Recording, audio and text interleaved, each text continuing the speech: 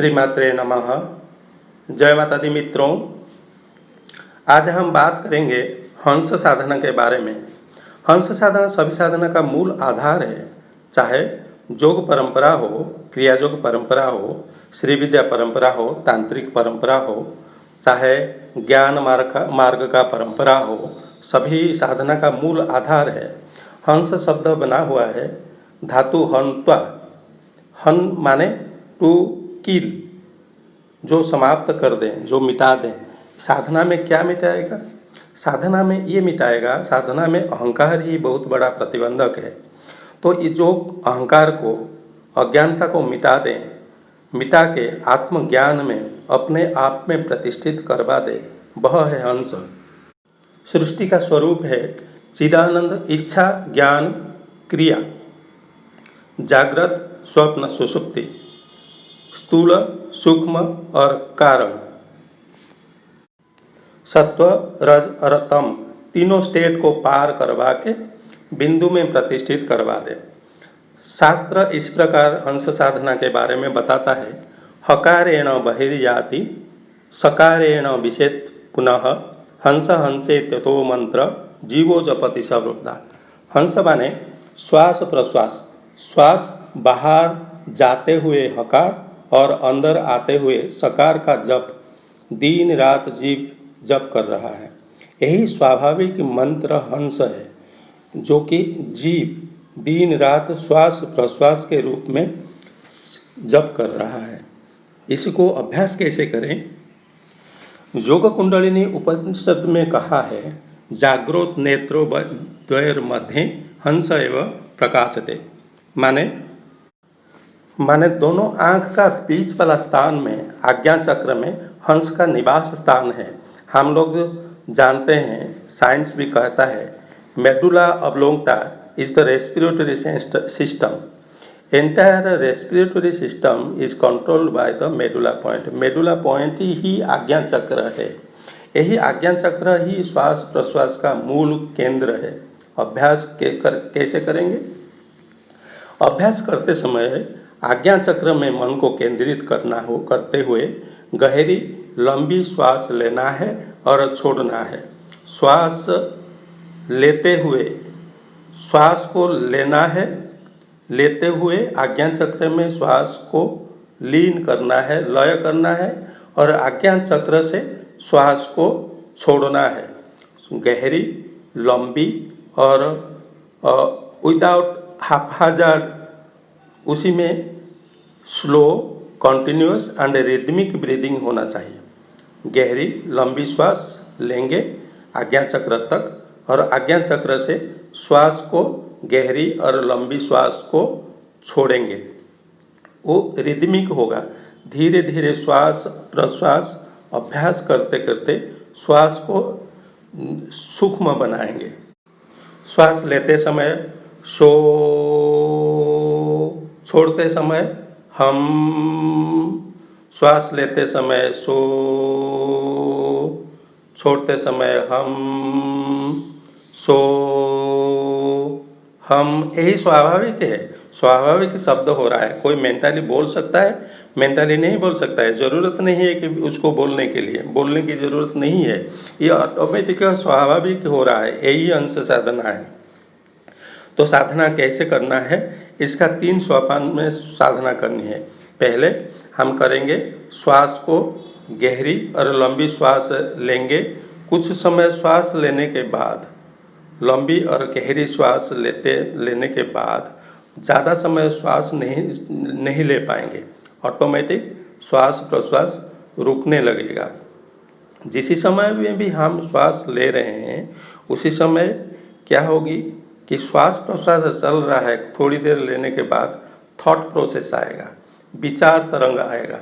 क्योंकि हम विचार का जो मूल केंद्र है वहाँ टच कर रहे हैं, तो विचार आएगा। विचार जैसे आएगा आप सजग रहेंगे।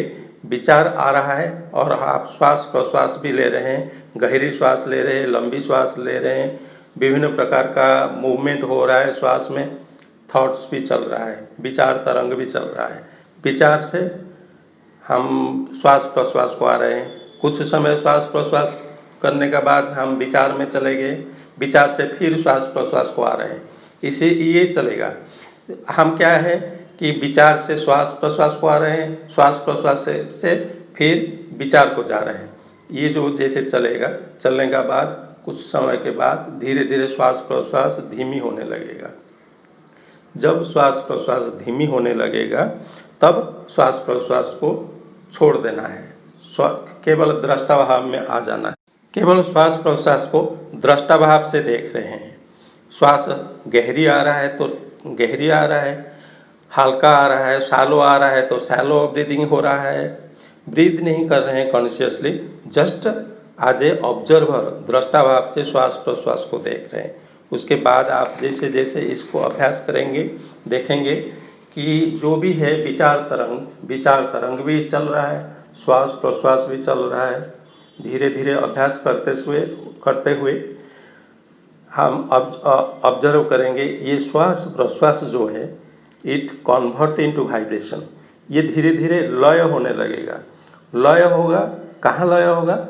श्वास प्रश्वास लय होने लगेगा आज्ञा चक्र में। जब श्वास प्रश्वास लय होने लगेगा आज्ञा चक्र में, ये हल्का स्पंदन रूप ले लेगा, माने सब्टल वाइब्रेशन रूप ले लेगा, सूदिंग वाइब्रेशन रूप ले लेगा।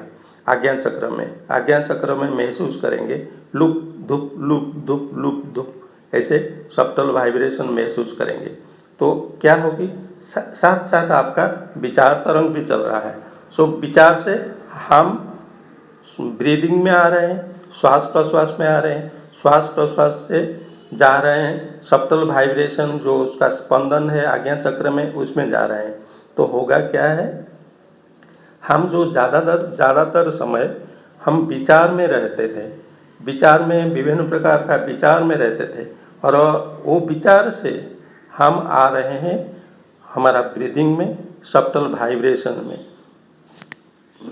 जैसे जैसे अभ्यास बढ़ाएंगे तो ज़्यादातर समय आप श्वास प्रश्वास ऊपर रहेंगे या सब्टल वाइब्रेशन ऊपर रहेंगे आज्ञा चक्र ऊपर। ज़्यादा समय थॉट्स ऊपर, विचार ऊपर नहीं रहेंगे, जो कि योग का सिद्धांत है। योग मतलब क्या है कि योग चित्तवृत्ति निरोध। Yoga is to halt all the activities of mind, all the thought process।